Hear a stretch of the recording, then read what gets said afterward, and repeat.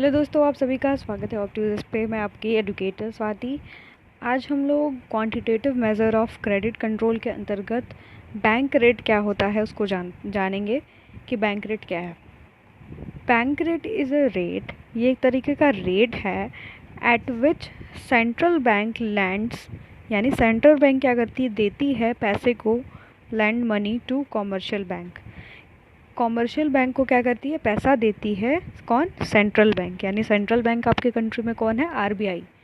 और भी किसी कंट्री में माइट भी सेंट्रल बैंक नाम हो सकता है और कुछ भी नाम हो सकता है। तो जो सेंट्रल बैंक होती है, यानी बैंकों का बैंक, यानी कौन, सेंट्रल बैंक, जब किसी भी कॉमर्शियल बैंक को क्या करती है, मनी देती है फॉर देयर लिक्विडिटी रिक्वायरमेंट। यानी उनको क्या होती है, पैसे की ज़रूरत होती है। कोई ना कोई क्राइसिस होता है, कोई ना कोई इशू होता है कॉमर्शियल बैंक के साथ, उसके पास पैसे नहीं होती है, तो जो उसकी पैसे का रिक्वायरमेंट होता है उसको पूरा करने के लिए क्या करती है, कॉमर्शियल बैंक क्या करती है, पैसा, मनी जो होती है उसको लेंड करती है, किसको, कॉमर्शियल बैंक को। तो आपका उसको हम लोग क्या बोलते हैं, बैंक रेट। जिस रेट पे वो मनी देती है सेंट्रल बैंक किसको, कॉमर्शियल बैंक को, तो उसको हम लोग क्या बोलते हैं, bank rate. Bank rate is also called as a discount rate. ये बहुत इंपॉर्टेंट है, आपके एग्ज़ाम के पर्पज़ से इसको डिस्काउंट रेट भी कहा जाता है।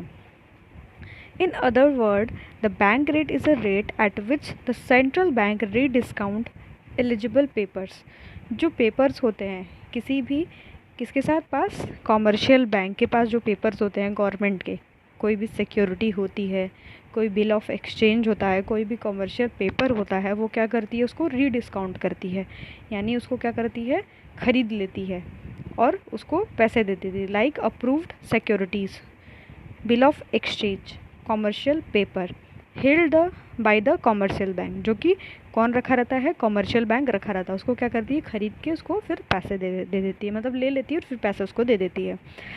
Bank rate is important because it is the pace setter to other market rate of interest.